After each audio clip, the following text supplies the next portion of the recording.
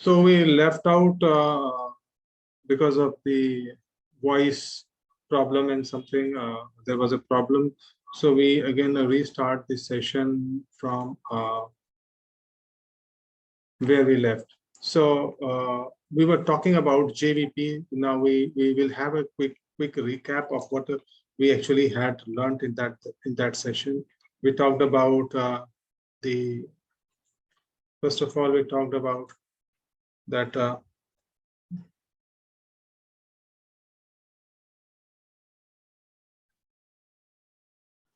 we talked about that you had the atrial contracting, and this is putting your pressure there where you felt JVP in the internal jugular vein. So this atrial contraction, was seen with your A wave. Then when the atrial started to relax, then you had that the walls, the bulging into your ventricles. But when the contraction of ventricles started, you had again thrown back into your auricles. This initial phase of contraction, when these walls are being pushed back into this, you had a positive deflection because they created again a pressure change in the auricles. And this you had the small C wave. As the ventricle contraction progressed, you found that this continued till the phase I talked about. We had these waves. Here we come back here. यहाँ पर हम बात कर रहे थे कि यहाँ पर ये आपका एट्रियल कॉन्ट्रैक्शन हो रहा था, फिर जैसे एट्रियल शुरुआत में रिलैक्स हो रहा था क्लोज्ड वॉल्व्स के against, so this atrial was relaxing. लेकिन क्या हुआ था, यहाँ पर वेंट्रिकुलर कॉन्ट्रैक्शन शुरू हुआ था. वेंट्रिकुलर कॉन्ट्रैक्शन शुरू हुआ था तो ये वॉल्स वापस पुश बैक हो गए थे और ये पॉजिटिव डिफ्लेक्शन दे रहे थे. फिर जैसे ही वेंट्रिकुलर प्रोग्रेस हुआ, ये वॉल्स अगेन वापस अपनी पोजीशन में नीचे वेंट्रिकल्स में आ गए, जिसकी वजह से ये सारा का सारा again you had a wave here. Now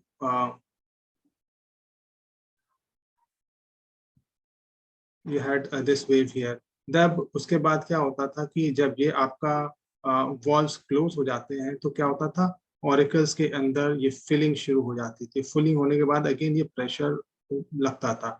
जब ये प्रेशर लगता था तो यहाँ पे अगेन ये फिलिंग की वजह से जो प्रेशर क्रिएट होता था, तो एक वेव जो बनती थी, वो वेव बनती थी आपकी वी वेव.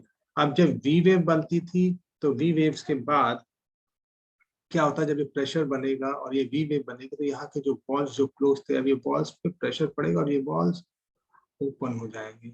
अब जब ये बॉल्स ओपन हो जाएंगे तो ये बॉल्स जब ओपन हो रहे हैं, इन बॉल्स के ओपन होने के समय पर you will have a drop in pressure, and this drop in pressure is again reflected by Y waves. उसके बाद फिर वही साइकिल शुरू हो जाएगी. लेकिन यहाँ पर इंपॉर्टेंट पॉइंट क्या है जहाँ हम बात करना चाहते हैं, S1 जो कि आइसोवॉल्यूमेट्रिक कॉन्ट्रैक्शन फेज कहलाता है. आइसोवॉल्यूमेट्रिक कॉन्ट्रैक्शन फेज कहलाता है. ये प्रोटोडायोस्टोल कहलाता है. अगेन आइसोवॉल्यूमेट्रिक कॉन्ट्रैक्शन फेज कहलाता है. तो ये आइसोवॉल्यूमेट्रिक कॉन्ट्रैक्शन फेज, प्रोटोडायोस्टोल, आइसोवॉल्यूमेट्रिक कॉन्ट्रैक्शन, ये फेज्ड मैनर में होता है, क्योंकि आपकी जो हार्ट साउंड है लब टप. अभी हम कार्डियक साइकिल में नहीं जा रहे हैं, वी टॉकिंग जस्ट कि ये यहाँ पर होता है. तो हमें समझने की जरूरत है कि ये देखिए यहाँ पर डायस्टोल था और डायस्टोल खत्म होने जा रहा है. जब ये डायस्टोल खत्म होने जा रहा है तभी you have this A wave, और जब कॉन्ट्रैक्शन हो रहा है then you have your C waves. और वी वेव जब अगेन देखिए यू हैव S2, यानी कि वी वेव्स अगेन डायस्टोल के बिगिनिंग में होने जा रहे हैं. तो इस रिकैप ऑफ दिस समरी हम यहाँ पर भी प्रिपेयर्ड ए चार्ट. यहाँ पर हम बात करना चाहेंगे कि सबसे पहले क्या है, जो कि हम सारी बात कर चुके हैं, ए वेव्स जो है किस साइकिल में, एंड ऑफ द डायस्टोल. और ये क्या बता रहे हैं, ये एट्रियल कॉन्ट्रैक्शन, जब एट्रियल आपकी कॉन्ट्रैक्ट कर रही है और एट्रियल कॉन्ट्रैक्शन के फेज के बारे में हम बात कर रहे हैं, तब ये हो रहा है. इसके बाद क्या होता है, एट्रियल रिलैक्स होना शुरू हो जाती है.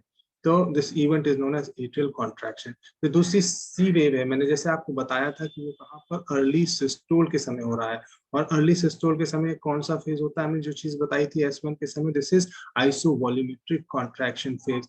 और ये क्या हो रहा है, एवी वॉल्व जो कि पहले वेंट्रिकल्स में आ गए थे, लेकिन कॉन्ट्रैक्शन की वजह से दोबारा से एट्रियम में वापस से बल्ज होने लगे।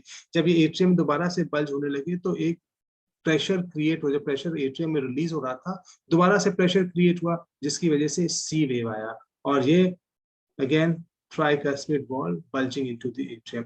जैसे वी वेव हमने बताया, वी वेव क्या बताया था, लेट सिस्टोल के बारे में हमने वी वेव के बारे में बताया था। और वी वेव में क्या हो रहा, लेट सिस्टोल हो रहा था, और उसके बाद क्या हो रहा था, वी वेव के समय हमने जान लिया था क्या, जो कि प्रेशर कहाँ पर, एट्रियम में रिलीज हो रहा था। जब से आर्टरियल कॉन्ट्रैक्ट होते ही प्रेशर क्या हो रहा था, एट्रियल में रिलीज हो रहा था। जब ये प्रेशर रिलीज हो रहा था एट्रियल में, तो ये क्या हुआ उसके बाद, अब वहां पर जो वेन्स, सुपीरियर वीना कावा और इंफीरियर वीना कावा की जो ब्लड था, वो वापस, क्योंकि हाई प्रेशर से लो प्रेशर में आता, तो ये वापस आपकी एट्रियल फिलिंग होना शुरू हो गई। जबकि हम एक्स डिसेंट की, हम अब तो डिसेंट्स की बात कर रहे हैं, तो एक मिड सिस्टोल में जब ventricular filling in fall in pressure in right atrium, तब आपकी एक्स डिसेंट हो रही है, मिड सिस्टोल के अंदर एक्स डिसेंट हो रही है। अब यहाँ पर आप देखेंगे, गो बैक, देखिए X descent, we talking about the major chunk of X descent कहाँ पर हो रही है, आपका मिड सिस्टोल के अंदर एक्स डिसेंट की मेजर चंक, जो सी के बाद की एक्स डिसेंट है। लेकिन हम एक्स बार की बात करें तो ये लेट डायस्टोल या कॉन्ट्रैक्शन, सो मेजर एक्स बार और एक्स करके आता, तो हम एक्स बार वाले को हम बताएंगे कि ये मिड सिस्टोल में हो रहा है। Otherwise this is happening here. देखिए ये साइकिल यहाँ पर चल रही है। तो if they are plainly asking और प्लेनली पूछ रहे हैं कि एक्स डिसेंट कब हो रही है, तो it is happening in mid systole. So these are the important points. अब जहां पर वाई डिस्टेंट की हम बात करें, वाई डिस्टेंट तो बहुत by default it is clear कि वाई डिस्टेंट जो हो रहा है वो अर्ली डायस्टोल में हो रहा है, अर्ली वेंट्रिकुलर फिलिंग, ठीक है ना, and emptying into the auricles. ये देखिए, कम बैक हियर, यहाँ पे क्या हो रहा है, अर्ली डायस्टोल। और हमने बताया क्या था, इस समय क्या होता है, ये वॉल्स ओपन हो जाते हैं, तो यहाँ पर क्या हो रहा है, फिलिंग हो जाती है। सो हम यहाँ पर बात करें, अगर ए और वाई की बात करें, तो ए के समय आपके बाइकस्पिड और ट्राइकस्पिड वॉल्स क्लोज होते हैं, और वाई के समय you have closure of the pulmonary valves. So valves जब क्लोज करने की बात करें तो सॉरी, वॉल्स की बात क्लोज करने की जब हम बात कर रहे हैं तो क्या बात कर रहे हैं, बात कर रहे हैं कि जो ए वेव के समय जो कॉन्साइड कर रहे हैं वो आपके एट्रियोवेंट्रिकुलर वॉल्स जो है वो क्लोज हो रहा है। जो वाई के समय हम बात कर रहे हैं, जब हम वाई के समय बात कर रहे हैं, तो जो वाई के समय बात करेंगे, तो जो आपके वॉल्स क्लोज हो रहे हैं वो कौन से, सेमी लूनार वॉल्स। तो ये भी याद करने की बात है कि ए के समय, क्योंकि ए के समय जब ए खत्म होता जाता है तो उसके साथ हमारे ए बी वॉल्स क्लोज होते जाते हैं, और तभी उसके बाद ये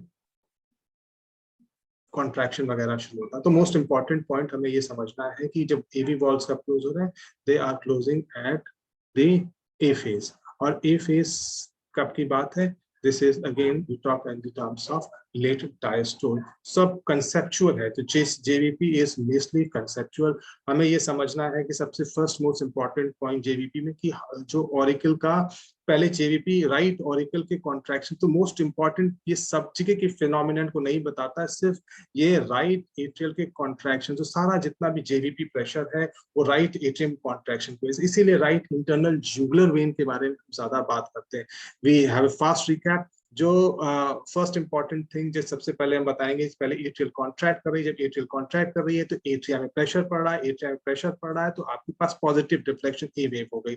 जब एट्रियल कॉन्ट्रैक्ट करके वो रिलैक्स होना शुरू करेंगे, जब एट्रियल रिलैक्स होना शुरू करेगी, उसके बाद क्या करेंगे, आपके जो वॉल्स हैं, कौन से, जो एट्रियोवेंट्रिकुलर वॉल्स हैं, when I am talking about right, it will be like tricuspid valve, वो वॉल्व क्लोज करके क्या करते हैं, बल्ज करते हैं वेंट्रिकल्स के अंदर। तो जब ये पॉजिटिव फर्स्ट एक्स डिफ्लेक्शन, जैसे एक्स डिफ्लेक्शन बोलते हैं, लेकिन क्या कहते हैं, साथ में ही जब वेंट्रिकुलर कॉन्ट्रैक्शन या वेंट्रिकल इसी समय सिस्टोल शुरू हो जाता है, तो वेंट्रिकल कॉन्ट्रैक्ट करने लगती है। जब वेंट्रिकल इनिशियली कॉन्ट्रैक्ट करती है, तो जो वॉल्व क्लोज करके डिप कर रहे होते हैं वेंट्रिकल में, वापस ऑरिकल में जाकर के डिफ्लेक्ट हो जाते हैं। तो उससे क्या होता है कि जो अभी प्रेशर ऑरिकल का घटता जा रहा था मोमेंटरली, क्योंकि प्रेशर वॉल जब ऊपर होंगे तो ऑब्वियसली वो एरिया घटेगा, जब एरिया घटेगा तो फिर वहां पर वो पॉजिटिव डिफ्लेक्शन आएगा, वो सी वेव की तरह डिफ्लेक्ट करेगा। फिर फाइनली जैसे कॉन्ट्रैक्शन बढ़ता जाता है वैसे वैसे वापस वो वॉल्स नीचे डिप कर जाते हैं, ऑरिकल का सारा का प्रेशर डिप कर जाता है। अब जब ऑरिकल का प्रेशर डिप कर जाता है तो उसमें क्या होता है, आपके साथ एक इंपॉर्टेंट चीज क्या होती है, जो वॉल्स है वहां के यानी कि जो open walls semi lunar walls है, वहां से क्या होता है, वो वॉल्स ओपन होकर के जितना भी ब्लड है इंफीरियर सुपीरियर वेना कावा से, मैं दोबारा कहूंगा ग्रेट वेन से जो भी प्रेशर वॉल्स है वो वापस ऑरिकल्स में आना लग गया। जो वॉलिकल्स अब रिलैक्स हो रही थी वो फिर से प्रेशर जनरेट कर लेंगे। यहाँ पर प्रेशर किसकी वजह से, यहाँ पर प्रेशर कॉन्ट्रैक्शन की वजह से नहीं, यहाँ पर pressure is because of the filling of the blood. और ये दोबारा से प्रेशर जब फिल्ड अप हो जाएगा तो क्या होगा, you will have a deflection by wave. उसके बाद क्या होगा, जब ब्लड फुल हो जाएगा, जब ब्लड अपना प्रेशर एक्सर्ट करेगा वॉल्व के अंदर, अगेन जब करेगा तो ये ब्लड फ्लो डाउन करने लगेगा। फ्लो डाउन कहाँ करेगा, वेंट्रिकल्स में फ्लो डाउन करेगा, फिर अगेन प्रेशर रिलीज हो जाएगा, so again you will have Y wave. तो this is a very important summary. अब इंपॉर्टेंट क्या बात है कि एबनॉर्मल वेव्स कई बार पूछी गई हैं। सबसे ज्यादा एबनॉर्मल वेव्स जो, जैसे कि हम समझ लें कि abnormal A waves because obstruction की वजह से ज्यादा होती है, और वो बीमारियां हमें याद करनी है। सबसे ज्यादा पूछी गई बीमारी है वो टीएस और पीएस है। तो जो लार्ज ए वेव्स मिलती है ट्राइकस्पिड स्टेनोसिस में मिलेगी या पल्मोनरी स्टेनोसिस में मिलेगी, लेकिन ये टेट्रोलॉजी ऑफ फैलेट में भी मिल सकती है और ये पल्मोनरी हाइपरटेंशन के अंदर मिल सकती है। तो आप चार याद करिए, T square and P square. You have T square P square, अगर हम न्यूमोनिक याद करें, T square and P square का न्यूमोनिक अगर हम याद कर लेंगे तो it is tricuspid stenosis and you have pulmonary stenosis. उसका टेट्रोलॉजी ऑफ फैलेट है, sorry, tricuspid stenosis, pulmonary stenosis, tetralogy of Fallot and pulmonary hypertension. अब कैनन वेव्स क्या होते हैं, जो आर्टियल कॉन्ट्रैक्ट करती रहती है, जब वॉल्स भी क्लोज हो जाएंगे और उस समय भी अगर एट्रियल कॉन्ट्रैक्ट करती रह जाएंगी, even against the closed valves आर्टियल तब तक कॉन्ट्रैक्ट करती रहेंगी। ये किस केस में होगा, ये सब कंडक्शन की प्रॉब्लम होगी कि मतलब आपका वॉल्व भी क्लोज हो गया है, उसके बाद भी एट्रियल कंटिन्यू कॉन्ट्रैक्ट करने लगी है, तो कंडक्शन डिफेक्ट्स आपका बेसिकली एवी डिसोसिएशन मिलेगा या आपको कंप्लीट हार्ट ब्लॉक के समय मिलेगा। तो cannon waves are nothing else but they are very large waves, large wave, और they because atrial contracts against the own walls. उसके बाद आपको जो ए वेव्स मिलेंगी, absent a waves, again important question is absent a wave, वो atrial fibrillation के समय मिलेगा। एब्सेंट वाई डिसेंट जो मिलेगा वो आपको कार्डियक टेम्पोनेट में मिलेगा। अब जब हमने वाई डिसेंट बात की थी तो वाई डिसेंट ये इतना प्रोमिनेंट, अगर आप देखें तो वाई डिसेंट इतना प्रोमिनेंट नहीं है। अगर ये वाई डिसेंट को हम बहुत प्रोमिनेंट कर देंगे ऐसे और ऐसा हो जाएगा तो एक ऐसा शेप हो गया, it will become an M shape also. अगर प्रोमिनेंट वाई डिसेंट है, या आपसे दोबारा कोई पूछ सकता है एम शेप जेबीपी, तो ये जो बीमारियां मिलती हैं वो आपको मिलती है constrictive pericarditis and tricuspid regurgitation. So M wave, जो एम वेव कहाँ मिलने वाली है आपको, ट्राइकस्पिड रिगर्जिटेशन में मिलेगी या कंस्ट्रक्टिव पेरिकार्डाइटिस में। वेयर स्लो डिसेंट, अगर स्लो डिसेंट बात करेंगे तो it will be in stenosis, tricuspid stenosis and right atrial myxoma. तो डिसेंट के अंदर जब भी बात है वो है बात आपको रिगर्जिटेशन और स्टेनोसिस की बात है। अगर प्रोमिनेंट हो रही है, अगर प्रोमिनेंट है, prominent, you have a word r here, prominent, तो यहाँ पर टी आर लगेगा क्योंकि ट्राइकस्पिड दोनों में। प्रोमिनेंट से हम यहाँ ऐसे याद करेंगे, आर यहाँ पर है, प्रोमिनेंट का आर यहाँ पर है तो उसका यहाँ पर आ गया। और स्लो वाई डिसेंट है तो एस यहाँ पर है, वो टी के साथ एस आ गया, तो ट्राइकस्पिड स्टेनोसिस हो गए। तो इस तरह से निमोनिक्स में भी हम याद कर सकते हैं। अब डोमिनेंट बी वेव्स जो आपको कहाँ मिलेगी, वो ट्राइकस्पिड रिगर्जिटेशन के अंदर मिलेंगी। वेरएस प्रोमिनेंट, अब एक्स डिसेंट की बात करेंगे, प्रोमिनेंट एक्स डिसेंट की बात करेंगे तो अक्यूट कार्डियक टेम्पोनेट और कंस्ट्रक्टिव पेरिकार्डाइटिस के अंदर मिलेगी। तो कंस्ट्रक्टिव पेरिकार्डाइटिस के अंदर देख रहे हैं क्या प्रोमिनेंट एक्स डिसेंट भी मिल रहा है और प्रोमिनेंट वाई डिसेंट भी मिल रहा है। So these are again important point कि जब दोनों की बात करेंगे तो कंस्ट्रक्टिव पेरिकार्डाइटिस तो वो आंसर हो ही जाएगा। अदरवाइज प्रोमिनेंट एक्स डिसेंट के अंदर एक्यूट कार्डियक टेम्पोनेट भी मिलता है। अब रिड्यूस एक्स डिसेंट की जब बात करेंगे तो ये वाइट वेंट्रिकुलर डायलिटेशन की बात करेंगे, आर एंड आर। तो reduce X descent will be right ventricular dilatation. जब वेंट्रिकुलर का डायलिटेशन होगा तो you are going to get reduce X descent. अब रिड्यूस एक्स डिसेंट के बारे में बात करेंगे, जैसे कि हमने पहले पढ़ा था, मैंने आपसे बोला था कि जेवीपी का इंस्पिरेशन से बहुत इंपॉर्टेंट रोल है, और तब हमने पढ़ा था कि जेवीपी नॉर्मली इंस्पिरेशन के समय घट जाता है, लेकिन अगर जेवीपी इंस्पिरेशन के समय बढ़ जाएगा तो एक साइन होता है जिसे हम बोलते हैं वो स्मॉल साइन, और उसका स्मॉल साइन कहाँ कहाँ मिलता है। अभी हम हार्ट की बीमारी बात करेंगे तो कंस्ट्रक्टिव पेरिकार्डाइटिस और राइट हार्ट फेल्योर और रिस्ट्रिक्टिव कार्डियोमायोपैथी में मिलता है, because today we are talking in context of heart. So you have constrictive pericarditis, you have right heart failure and restrictive cardiomyopathy. ये तीन बीमारियां हैं जहां पर जेवीपी नॉर्मली जो कि रेस्पिरेशन के समय डिक्रीज करता है यहाँ पर बढ़ जाता है। दूसरा इंपॉर्टेंट चीज है हेपेटोजुगुलर रिफ्लेक्स के बारे में बात करेंगे। अगर हम एब्डोमेन के ऊपर प्रेशर डालेंगे, अपने we put a pressure on the abdomen for 30 second, 30 second के लिए करेंगे तो एक नॉर्मली क्या होता है जेवीपी तुरंत बढ़ता है और उसके बाद फॉल कर जाता है। लेकिन यहाँ दो चीज होंगी, या तो ये जो जुगुलर वीनस प्रेशर है वो सस्टेन्ड बढ़ा हुआ रह जाए या जुगुलर वीनस प्रेशर बढ़े ही ना। तो जब sustain positive jugular Venus pressure होता है वो ऐसी कंडीशन आपको कहाँ पर मिलेगी, आपको जब आपका हार्ट अर्ली कार्डियक फेल्योर या heart failure, early heart failure में आपको क्या मिलता है, ये जो सस्टेन्ड राइज होता है। अब ये नहीं कि दिन भर सस्टेन्ड राइज रहेगा, ये सस्टेनेंस का पॉइंट हमें कट ऑफ पॉइंट करना पड़ेगा। This has to be over 1 minute. 1 minute से अगर कम सस्टेन्ड राइज है तो हम उसे पॉजिटिव हाई जुगुलर रिफ्लेक्स नहीं मानेंगे, लेकिन अगर वो 1 मिनट से ज्यादा है या 1 मिनट तक है तो उसे हम सस्टेन मानेंगे। और अगेन आपको अगेन वही आपकी स्केल वो पल्स मेजर करना पड़ेगा, वही तरीका जिस तरीके से मैंने आपको बताया था उससे चलना पड़ेगा। लेकिन अगर एप्लीकेशन के बाद प्रेशर नहीं बढ़ रहा है तो वो बीमारी है आपको बर्ड-शारी सिंड्रोम और शॉक या हाइपोटेंशन शॉक और बर्ड-शारी सिंड्रोम के अंदर आपको क्या मिलेगा, जेवीपी नहीं बढ़ा हुआ मिलेगा। Now we come into context of this is we talked about MI. This is not in the topic. So we talk about in talks of MI. The MI क्या होता है? MI is myocardial infarction. तो myocardial infarction क्या हो रहा है?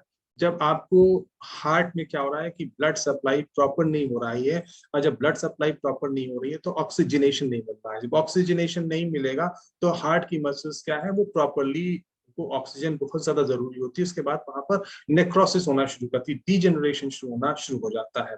तो इसके अंदर बहुत इंपॉर्टेंट पॉइंट क्या चीजें हैं, वो इंपॉर्टेंट पॉइंट हमें समझना पड़ेगा कि अगर ऑक्सीजन नहीं मिल रही है तो क्या होगा। तो जो क्वेश्चंस बेसिकली जिस पॉइंट ऑफ टाइम में पीजी में सबसे ज्यादा जिस पॉइंट ऑफ टाइम में पूछे गए हैं वो उस फेज में मैं आपको बताना चाहेंगे।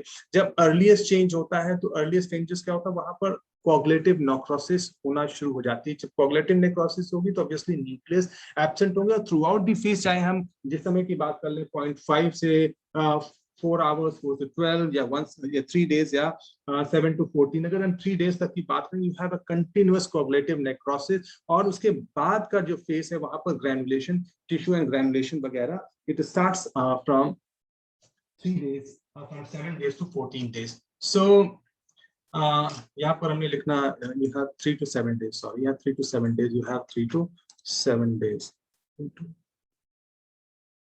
7 days, okay, 3 to 7 days. So most important point क्या है कि यहाँ पर क्या होगा, अर्ली कोआगुलेटिव नेक्रोसिस जो कि शुरू हो गया। अब यहाँ पर क्या होगा, जो इंपॉर्टेंट पॉइंट क्या है यहाँ पर, आपको एक चीज यहाँ पर नैरोइंग होती है जो जिसके बारे में हम बात करेंगे। यू टॉक अबाउट ये नॉर्मल मायोसाइट्स में कोई चेंजेस नहीं हो रहा, कोगुलेटिव नेक्रोसिस इंपॉर्टेंट शुरू हो गई है, but you do not have any myocytes में चेंज नहीं हो रहा है। एंड क्योंकि मायोसाइट्स में अभी चेंज नहीं हो रहा है, सारा का सारा चेंज जो भी कुछ है वो अभी ब्लड लेवल के डिप्लीशन के लेवल पर है, तो हमारे पास इंपॉर्टेंट इसीलिए ये 0 to 5 आवर्स जिसे हम बोलते हैं, अगर आपको चेस्ट पेन होता है उसको बिल्कुल इग्नोर नहीं करना चाहिए, क्योंकि इस 0.5 से 4 आवर के समय जितने भी इंटरवेंशन होते हैं, थ्रोम्बोलाइटिक इंटरवेंशन या जो रिवेस्कुलाइजेशन वाले इंटरवेंशन होते हैं, वो आप इसी फेज के अंदर आप कर सकते हैं। तो अगर आपको थ्रोम्बोलाइसिस, तो 0 to 5 आवर्स, यानी कि आपको चेस्ट पेन हो रहा है, तुरंत अगर आपको squeezing chest pain over the heart अगर आप उसे फील कर रहे हैं और बहुत ज्यादा पेन है, and pain may radiate or do not radiate to your left arm, and you may have association with anxiety. So this becomes so very important. और वहां पर अगर जो ये फाइबर्स होते हैं, जो अर्ली फाइबर्स होते हैं, वो फाइबर्स के अंदर क्या होते हैं, फाइबर जो होती है वो वेवी होना शुरू हो जाते हैं, द फाइबर्स बिकम्स वेवी। ये जो फाइबर्स हो जाती है हार्ट के अंदर, not making the complete diamond, become start wavy. तो अर्लीस्ट माइक्रोस्कोपिक चेंजेस क्या है, यहाँ पर कोई भी आर्किटेक्चर में चेंज नहीं हो रहा है except what is wavy fibers. This has been a question of PG pass, दो इंपॉर्टेंट क्वेश्चन पीजीबीसी कहते हैं 0 से 5 आवर क्यों इंपॉर्टेंट है। पहला क्वेश्चन एक बार पूछा गया था कि वो वेवी फाइबर्स किस आवर्स में क्या मिलती है, तो अर्ली माइक्रोस्कोपी या अर्ली माइक्रोस्कोपिक फाइंडिंग 0.5 आवर्स से 4 आवर्स के अंदर जो लाइट अर्लीस्ट माइक्रोस्कोपी होती है वो आपको यहाँ पर मिलती है। दूसरा इंटरवेंशन के लिए सबसे इम्पोर्टेंट कौन सा होता है, वो 0.5 to 4 आवर्स। लेकिन जो स्ट्रेप्टोकाइनेस के इंजेक्शन या थ्रोम्बोलाइटिक एजेंट्स है उनका जो विंडो पीरियड है वो 12 घंटे तक माना जाता है, यानी कि हम उसको 12 घंटे तक भी बात कर सकते हैं, यूज कर सकते हैं। But then this is early intervention phase that become so very important. तो सबसे क्रिटिकल फेज जो माना जाता है वो 4 आवर्स में मेडिकेशन के मैनेजमेंट के किस पॉइंट ऑफ व्यू से जो सबसे critical phase is the first phase which is 0.5 hours to 4 hours. दूसरे फेज की बात करेंगे 4 घंटे से 12 घंटे की फेज में अभी कोगुलेटिव नेक्रोसिस बढ़ने लगी है। जैसे आपने पहले फेज में देखा था वहां पर न्यूट्रोफिल्स का इन्फिल्ट्रेशन नहीं शुरू हुआ था, अभी यहाँ के 2 4 6 करके अर्ली न्यूट्रोफिलिक इन्फिल्ट्रेशन हो गया। तो यहाँ पर अगर आप माइक्रोस्कोपी के अंदर देखेंगे तो यहाँ पे कुछ कुछ न्यूट्रोफिलिक इन्फिल्ट्रेशंस आपको दिखने लगेंगे। यहाँ पर भी अभी भी आपका जो टिश्यू का आर्किटेक्चर है, फाइबर्स और भी ज्यादा वेवी होते जा रहे हैं, और अब वो जो फाइबर्स हैं वो बैंड का शेप ले लेते हैं, बैंड के शेप ले लेते हैं। साथ में क्या होता है, कैल्शियम का इन्फ्लक्स हो जाता है, और अब जो बैंड्स जो वो हैं वो और भी ज्यादा कॉन्ट्रैक्टेड हो जाते हैं। तो यहाँ पे 2 क्वेश्चन बहुत ज्यादा पूछे गए हैं 4 से 12 आवर्स के अंदर। सबसे पहला पूछा गया है कि अर्ली इन्फिल्ट्रेशन ऑफ न्यूट्रोफिल्स कहाँ पर मिलते हैं, वो 4 से 12 घंटे के अंदर। और जो लेटेस्ट ट्रेंड का क्वेश्चन अभी आया है वो क्वेश्चन पूछा गया है कि कॉन्ट्रैक्शन बैंड नेक्रोसिस कहाँ मिलती है। तो कॉन्ट्रैक्शन बैंड नेक्रोसिस आपको 4 से 12 घंटे के अंदर मिल सकती है। तो यहाँ पर अगेन कॉन्ट्रैक्शन बैंड नेक्रोसिस कैसी है, this is nothing else but your coagulative necrosis, but because जो उसके बैंड्स है वो कॉन्ट्रैक्ट हो रहे हैं इसलिए से कॉन्ट्रैक्शन बैंड नेक्रोसिस करती है। और दूसरा कॉन्ट्रैक्शन बैंड नेक्रोसिस एक और क्वेश्चन बन सकता है, वो क्या बन सकता है कि कॉन्ट्रैक्शन बैंड नेक्रोसिस कहाँ मिल रही है। तो कॉन्ट्रैक्शन बैंड नेक्रोसिस मिलती है एमआई के अंदर मिलती है, और एमआई के अंदर भी स्पेसिफिकली 4 से 12 घंटे के बीच में आपको कॉन्ट्रैक्शन बैंड नेक्रोसिस मिलती है। दूसरा फेज आता है, उसके बाद क्या होते हैं कि न्यूट्रोफिल्स का इन्फिल्ट्रेशन बढ़ता जाता है। तो 3 से 7 दिन के अंदर पूरे के पूरे टिश्यू आर्किटेक्चर के अंदर आपको न्यूट्रोफिल्स हो जाए टेंस कोगुलेशन हो जाएगा, और जो मायोफाइबर जो टिश्यू आर्किटेक्चर अभी तक प्रिजर्व था 12 घंटे के अंदर वो पूरा का पूरा डिस्टर्ब हो जाता है, और सारे के सारे मायोफाइबर्स डिसकंटिन्यूस हो जाते हैं। तो अब अगर आपसे पूछा जाएगा मायोफाइबर्स कब डिसकंटिन्यूस हो जाते हैं, तो आपको याद रखना पड़ेगा ये 3 से 7 दिन के बीच में जो आपके है मायोफाइबर्स हैं वो डिसरप्ट हो जाते हैं। और इसीलिए 3 से 7 दिन का फेज जो होता है, 3rd डे से 7th डे का फेज होता है, वो क्या होता है, यहाँ पर डेथ होने की सबसे ज्यादा संभावनाएं होती है अगर अर्ली इंटरवेंशन नहीं लिया गया। और उसमें क्या होता है, डेथ में आप जो कार्डियक की वॉल है, वो कार्डियक, क्योंकि आपने देखा था क्या होने लगा यहाँ पर, डिसकंटिन्यूस मायोफाइब्रिल्स जो है वो डिसकंटिन्यूस होने लगी थी। अब क्या होने लगा, ये कार्डियक फ्री वॉल रप्चर या कार्डियक वॉल की रप्चर कब होगी, 3rd to 7th डे।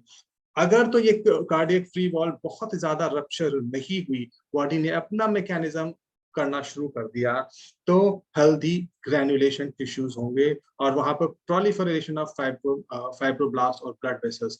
तो प्रोलिफरेशन ऑफ फाइब्रोब्लास्ट और ब्लड वेसल्स या ग्रैन्युलेशन टिश्यू सबसे ज्यादा कब होते हैं, 7 to 14 डेज में। अब यहाँ पर एक इंपॉर्टेंट पॉइंट जो हमारा 3rd से 7 डे में छूट गया था, वो कार्डियक फ्री वॉल का रप्चर होने से कौन कौन सी बीमारियां हो सकती है। वो बीमारियां हो सकती हैं आपकी VSD is here, you have VSD, you have papillary muscles dysfunction, and it may even end up with mitral regurgitation. So अगर इसके ऊपर एक और क्वेश्चन बन सकता है कि MI की सीक्वली क्या है, MI के कॉम्प्लिकेशंस क्या हैं, तो ऑब्वियसली जो चीजें MI के बाद हो रही हैं, obviously VSD, papillary muscle fracture और MR जो हो रहा है, इसकी सीक्वली कह लिए, ये इसके कॉम्प्लिकेशन कह लीजिए, अगर MI का प्रॉपर इंटरवेंशन इनिशियल फेज में नहीं हुआ और कोऑगुलेटिव नेक्रोसिस को बढ़ने दिया गया और सारी चीजें होने लगी। उसके बाद फाइनली क्या होता है, ये आपका प्रोलिफरेशन ऑफ द फाइब्रोब्लास्ट। उसके बाद क्या होता है, ये जो अगर बहुत ज्यादा प्रोलिफरेशन ऑफ फाइब्रोब्लास्ट, अगर ये बहुत ज्यादा एक्सटेंसिव हो गया, तो ये क्या करेगा, कुछ दिनों बाद और कुछ महीनों बाद, it will take 3 weeks to 4 weeks, 3 weeks to 4 weeks के बाद ये क्या होता है, ड्रेसलर सिंड्रोम हो जाता है। और Dressler syndrome is nothing else, it is pericarditis, pericarditis. तो post pericarditis after MI is known as your Dressler's syndrome. So important takeaway message क्या है, 5 घंटे आधे घंटे से लेके 4 घंटे के बीच में वेवी फाइबर्स हैं, नेक्रोसिस शुरू हो गई है, न्यूक्लियस रहते हैं और ये इंटरवेंशन का सबसे इंपॉर्टेंट फेज है। 4 से 12 घंटे के बीच में कोऑगुलेटिव नेक्रोसिस बढ़ गई है, यहाँ पर अभी टिश्यू न्यूट्रोफिल का इन्फिल्ट्रेशन शुरू हो गया है, लेकिन टिश्यू के आर्किटेक्चर अभी भी बना हुआ है। इंपॉर्टेंट पॉइंट है जो नेक्रोसिस है, क्योंकि यहाँ पे बैंड्स में चेंज हो गया, जो मायोफाइबर्स के बैंड्स में चेंजेस हो गए हैं, तो यहाँ पे कॉन्ट्रैक्शन बैंड नेक्रोसिस हो गई है। और 3rd से 7 डे के अंदर जो न्यूट्रोफिल्स आ रहे थे वो बहुत ज्यादा डेंस हो गए हैं, और यहाँ पर क्या होने, जो कार्डिया की फ्री वॉल्स हैं, जितने भी वॉल्स हैं वहां पर वो रप्चर होना शुरू हो गई। जब ये रप्चर होना शुरू हो जाएंगी तो वहां पर जो बीमारियां हैं, VSD, पैपिलरी मसल्स या माइट्रल रिगर्जिटेशन, ये कुछ भी हो सकता है, ये बीमारियां होना शुरू हो जाती हैं। और 7 से 14 दिन के बीच में आपको पता है फाइब्रोसिस प्रोलिफरेशन था, अगर ये नॉर्मल फेज है तो बाद में रिस्टोर हो जाता है, नॉर्मल सिचुएशन में आ जाता है। बट अगर ये एक्सटेंसिवली प्रोलिफरेशन है, सब जगह नहीं होता ब्रेस्ट, अगर ये प्रोलिफरेशन है फाइब्रोब्लास्ट और ग्रैनुलेशन टिश्यूज का बहुत ज्यादा हो जाता है, तो वो क्या करता है, पेरिकार्डाइटिस हो जाती है। और वो पेरिकार्डाइटिस जो post pericarditis is known as your. अब दूसरे इंपॉर्टेंट क्वेश्चन है कि MI के कितने टाइप होते हैं। तो we here you see you have 5 type के कोरोनरी आर्टरी MI होते हैं। सबसे इंपॉर्टेंट पहला जो होता है वो क्या होता है, अगर वेसल वॉल के अंदर, सॉरी, वेसल वॉल के अंदर जो प्लैक है, वो प्लैक का रप्चर हो जाए, अनस्टेबल प्लैक का रप्चर हो जाए, और उसके बाद अगर एंड वो क्या करेगा, ऑक्लूड करेगा, रप्चर करेगा, कोरोनरी आर्टरी को ऑक्लूड करेगा और ये ब्लड सप्लाई को रिड्यूस कर देगा। तो ब्लड सप्लाई को रिड्यूस करेगा, इसकी वजह से जो पहला होगा सबसे important, first is rupture of plaque. दूसरा क्या है, आपका इंपॉर्टेंट 2 चीजें होती हैं, या तो जब डिमांड और सप्लाई के बीच में मिसमैच हो जाए, डिमांड और सप्लाई के बीच में जब आपका मिसमैच हो जाए। अच्छा, दूसरा इसमें इंपॉर्टेंट, सबसे इंपॉर्टेंट पॉइंट क्या है, एथेरोस्क्लेरोसिस होती है। यहाँ पर अनस्टेबल प्लैक नहीं है, रप्चर, ये एथेरोस्क्लेरोसिस हो गई है।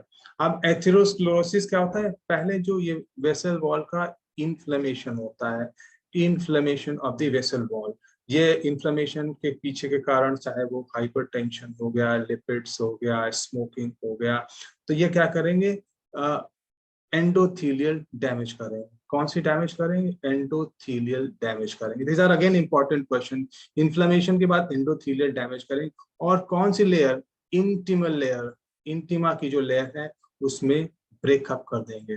तो ये आपका एथेरोस्क्लेरोटिक प्लेक के अंदर इंपॉर्टेंट क्वेश्चन बनते हैं। क्या सबसे पहला इन्फ्लेमेशन होगा, इन्फ्लेमेशन के बाद ये जो एंडोथेलियल डैमेज में भी बेसिकली आपका जो इंटिमल पोर्शन है वो आपका डिसरप्ट हो जाएगा। और ये देखने जैसे क्या, ये जैसे से एथेरोस्क्लेरोसिस बढ़ जाएगा तो क्या ये स्पेस कवर करने लगेगी। तो ये क्या है? Again blood supply is reduced. तो पहला आपका दिस इज रिड्यूस्ड। सो आपकी ब्लड सप्लाई रिड्यूस होने के इंपॉर्टेंट कारण क्या है? पहले तो ये एथेरोस्क्लेरोसिस हो गया। दूसरा आपका देखिए यहाँ पर क्या? Hypotension, coronary artery spasm, embolism. This is what is happening. This is where you have uh, uh,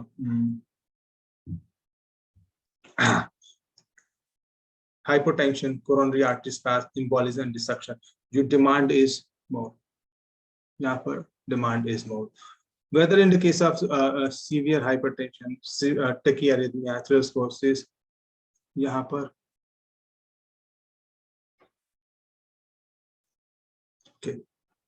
okay जैसे मैंने बताया था ना, यहाँ पर देखिए क्या ब्लड सप्लाई और इंक्रीज डिमांड हो, तो इसके साथ कौन कौन सी और बीमारियां होगा इंक्रीज डिमांड के अंदर, अगर आप याद कर लें तो this is will be tachyarrhythmia, this will be tachyarrhythmia. Hypertension की तो हम बात कर ही चुके हैं, और एथेरोस्क्लेरोसिस को बात कर लें तो हाइपरटेंशन, टैकीरिथमिया एंड एथेरोस्क्लेरोसिस। HTA अगर याद कर लें तो दिस इज इंक्रीज डिमांड। यहाँ पर डिमांड की इंक्रीज हो रही, बढ़ नहीं गया, यहाँ पर इंक्रीज डिमांड की हो रही है। और यहाँ पर क्या हो रहा है? ब्लड आ रहा है लेकिन डिमांड बढ़ रही है। दूसरा कंडीशन हम यहाँ पर बात करेंगे, क्या बात करेंगे? वो बात करेंगे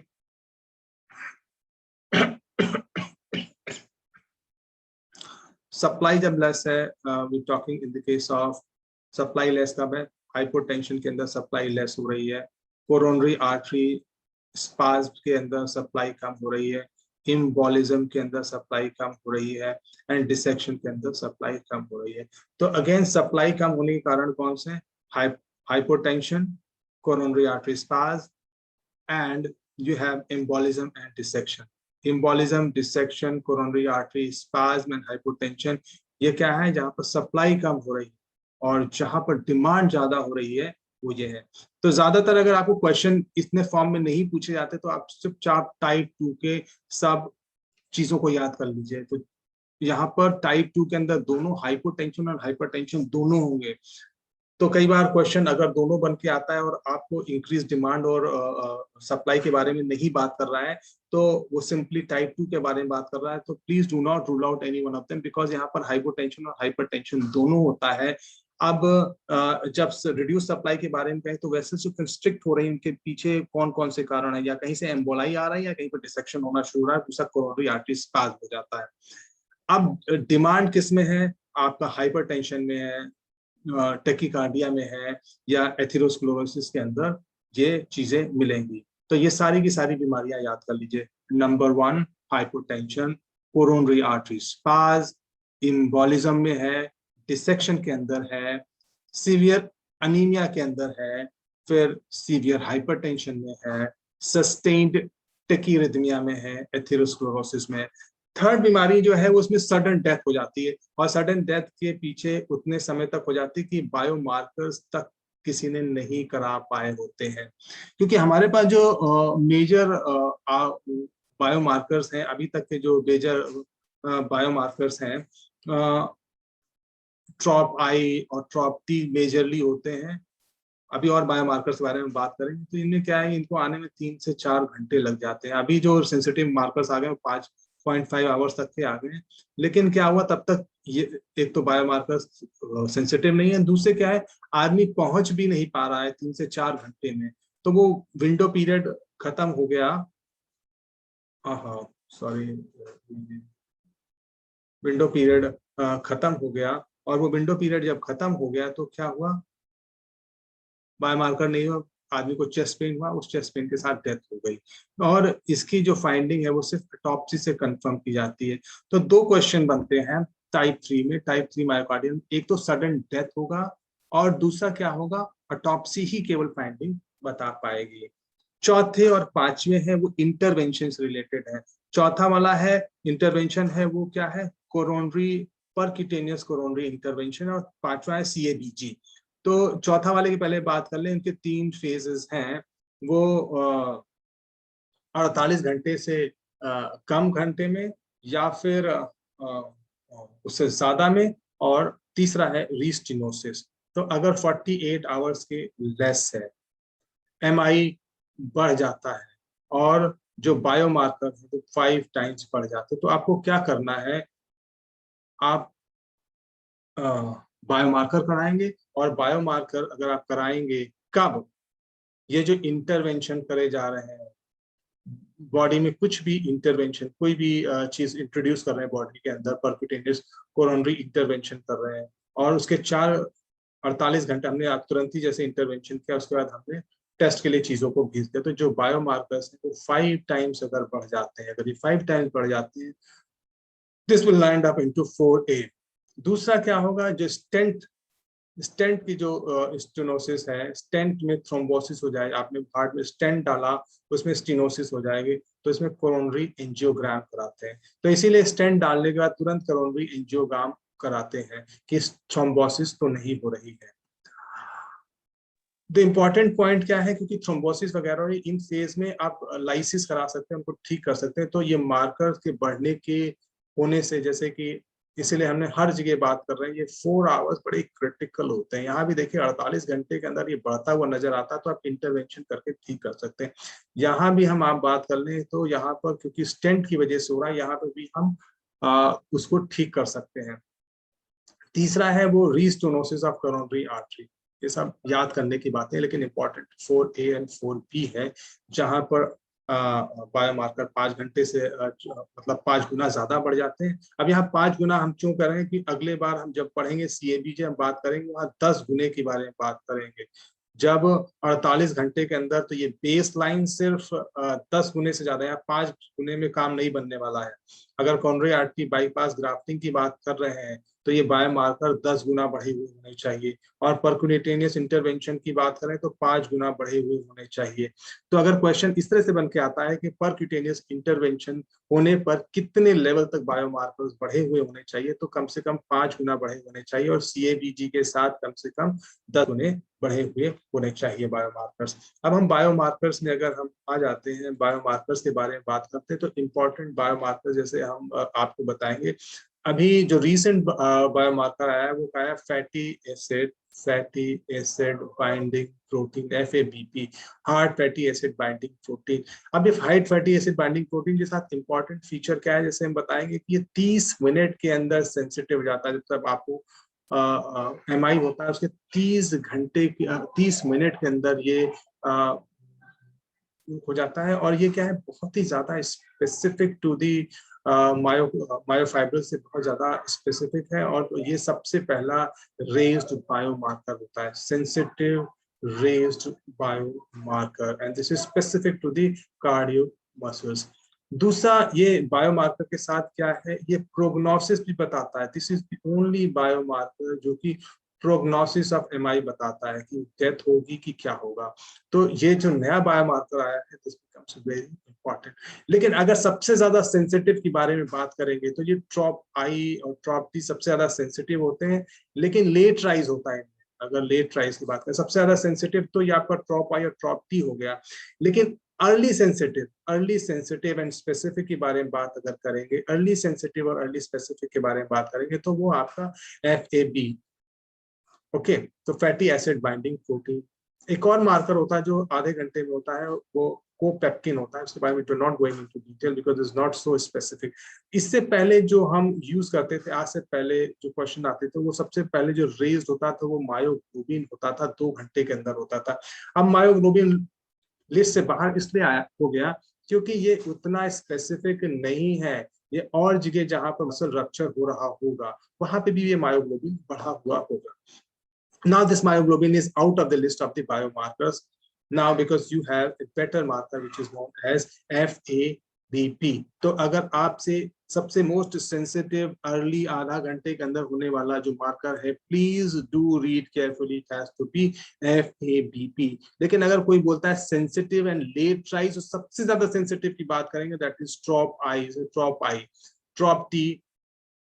अच्छा, ये इंपॉर्टेंट क्या ट्रॉप आई और ट्रॉप टी के साथ क्या है, ये री इन्फाक्शन भी बताता है, ये री इन्फाक्शन भी बताता है। अब क्या होता है, जो री इन्फाक्शन करता है वो क्या बताता है, री इन्फाक्शन कैसे हो रहा है, इसको हर 3 घंटे में कराते रहते हैं। इसे हम serial interval, serial in serial ट्रॉपाई भी बोलते हैं। कई बार आपने सुना होगा ट्रॉपाई सीरियल क्या है, कि री इन्फेक्शन हो रहा है कि नहीं हो रहा है, उसको देखने के लिए हर 3-3 घंटे में करते हैं। और पिछली बेसलाइन से अगर 20% बढ़ा है, फॉर एग्जांपल अगर ट्रॉपाई 1 रहा है 1.2 हो गया, फिर अगले 3 घंटे बाद 1.44 हो गया, तो ये हर बार 20% के कट ऑफ लेवल से ऊपर बढ़ता जा रहा है, इसका मतलब री इन्फेक्शन होता जा रहा है। तो जो ट्रॉपाई या ट्रॉप टी, अगर अब यहाँ पर हम अगर री इन्फेक्शन के बारे में बात कर लेंगे, कि री इन्फेक्शन के बारे में बताएंगे, तो FADP री इन्फेक्शन नहीं बताने वाला है, वो प्रोग्नोसिस बताने वाला है, लेकिन री इन्फेक्शन क्या बताने वाला है, ट्रॉप आई और ट्रॉप टी। अब एक और इम्पॉर्टेंट चीज बन गई, जैसे जैसे हार्ट मसल्स का रप्चर होता है, उनमें से क्या होता है, जो LDH1 होता है वो रिलीज होता जाता है। इनिशियली क्या होता है, जब आप टेस्ट कराओगे, ब्लड से कराओगे, तो क्या करें, LDH जो LD2 होता है वो LD1 से बढ़ा होता है, LDH2 is greater than LDH1। पर लेकिन क्या होता है, जब MI होता है तो ये LDH या मसल से रिलीज होकर के बाहर आ जाता है। जब LDH मसल से रिलीज होकर के बाहर आ जाता है, तो ये LDH का लेवल एक से एक वाला बढ़ जाता है, दूसरे ज्यादा, तो इसे क्या बोलते हैं, फ्लिपिंग ऑफ LDH। तो again flipping of LDH is again A finding in MI, जहां पर LDH लेवल जो इनिशियली LDH1 से बढ़ा होता है, वो अब LDH1 बढ़ जाता है, और LDH2 LDH1 के कंपैरिजन में घट जाता है। अब इसी को, ये जो LDH, अगर हम पैथोलॉजी करें और अर्ली 12 घंटों में TTC करते हैं, TTC एजेंट डालते हैं। कौन सा एजेंट डालते हैं, अर्ली प्रेस्पिटल ट्राइफेनाइल टेट्राजोलियम क्लोराइड ऐसे कराते हैं। और ये क्या बताता है, ट्राइफेनाइल टेट्राजोलियम ऐसे कुछ नहीं, ये कलर चेंज बताता है। और ये कलर चेंज किसकी वजह से, LDH की वजह से होता है। अगर जब तक LDH इंटैक्ट होता है सेल में, तो रेड कलर होता है, जैसे बाहर आता है तो ये रेड कलर खत्म हो जाता है। तो दिस इज अगेन, ये अगर रेड कलर पूछा जाए tetrazolium, this is a normal finding. Normal finding क्या है, अगर हम ग्रॉस पैथोलॉजी में TTC का ऐसे कर रहे हैं और रेड कलर है, तो वो नॉर्मल फाइंडिंग है। अब जैसे कि हमने स्क्वीजिंग 12 घंटे से तुरंत लेकर के 12 घंटे तक चेस्ट पेन, ऐसा स्क्वीजिंग अपने हाथ में फिस्ट रख करके पेरिकार्डियम के ऊपर दर्द बताया, ऐसा लगा स्क्वीज हो रहा है, इसे हम क्या बोलते हैं, Levine sign. So take away message was, we have important चीजें आज जो हमने पढ़ी। सबसे इम्पोर्टेंट चीज यहाँ से हम शुरू करेंगे, यहाँ से पहली चीज क्या है, MI क्या होता है, वो रिड्यूस ब्लड सप्लाई की वजह से ऑक्सीजन डिप्लीट हो जाएगी, जिसकी वजह से जो मसल्स हैं वो डीजनरेट नेक्रोसिस होना शुरू हो जाएंगे, वहां पर प्रोग्लॉस्टिक नेक्रोसिस होगा, तो वो MI कहलाता है। और MI क्या है, उसके 4 फेजेस में डिवाइड किया गया है। जो उसमें पैथोलॉजिकल चेंजेस होते हैं, उनके 4 फेजेस में डिवाइड किया गया है। वो आधे घंटे से 4 घंटे, 4 घंटे से 12 घंटे, 3 दिन से 7 दिन, और 7 से 14 दिन। जो इंपॉर्टेंट पॉइंट्स हैं, वो पहला पॉइंट है वो बेबी फाइबर्स वाला है, अर्ली माइक्रोस्कोपिक फाइंडिंग जो फर्स्ट फेज में मिलेगा। और दूसरा क्या मिलेगा, ये इंपॉर्टेंट विंडो, ये is an important period for intervention. दूसरा जो 4 से 12 घंटे के अंदर है, वहां भी कोगुलेटिव नेक्रोसिस हो रहा है, लेकिन अर्ली न्यूट्रोफिलिक इन्फिल्ट्रेशन होगा। और कॉन्ट्रैक्शन बैंड नेक्रोसिस 4 से 12 घंटे के बीच मिलेगा, 3 से 12, यही न्यूट्रोफिलिक इन्फिल्ट्रेशन है। ये लास्ट पार्ट है जहां तक कोगुलेटिव नेक्रोसिस हो रही है। उसके बाद क्योंकि बॉडी अपना हीलिंग मैकेनिज्म शुरू कर देगा, जो नेक्रोसिस के ऊपर से बॉडी रिपेयर मैकेनिज्म शुरू कर जाएगा इस 7 डेज के बाद से। 7 से 14 डेज के अंदर जो आपका क्या हो रहा है, वो यहाँ पर रिपेयर मैकेनिज्म हो रहा है, वो ग्रैनुलेशन टिश्यू हो रहा है, प्रोलिफरेशन ऑफ फाइब्रोब्लास्ट होगा, इवन आपकी ब्लड वेसल्स का प्रोलिफरेशन हो जाता है, वो 7 से 14 दिन के बीच में हो जाता है। उसके बाद इंपॉर्टेंट पॉइंट हमने बताया, इंस्पिरेशन के समय जो कि GBP घटता है, अगर वो बढ़ जाएगा तो उसे हम का स्मॉल साइन बोलते हैं, किन बीमारियों मिलता है उनके बारे में we already talked about. Pressure देने से, अगर एब्डोमेन को प्रेशर देने से अगर प्रेशर बढ़ जाता है तो पॉजिटिव हेपेटोजुगुलर रिफ्लेक्स बोलते हैं। नॉर्मली ये बढ़ता है और 1 मिनट तक बढ़ा रह सकता है, उससे ज्यादा अगर बढ़ जाएगा तो that is not good for you. Now, these were all about the important phase. So this is very important क्योंकि इनमें से बहुत सारे question, and I hope we find more of it here. Thank you. So we end the session here, and please go and do the questions, more and more questions, and the questions you can ask on the group provided.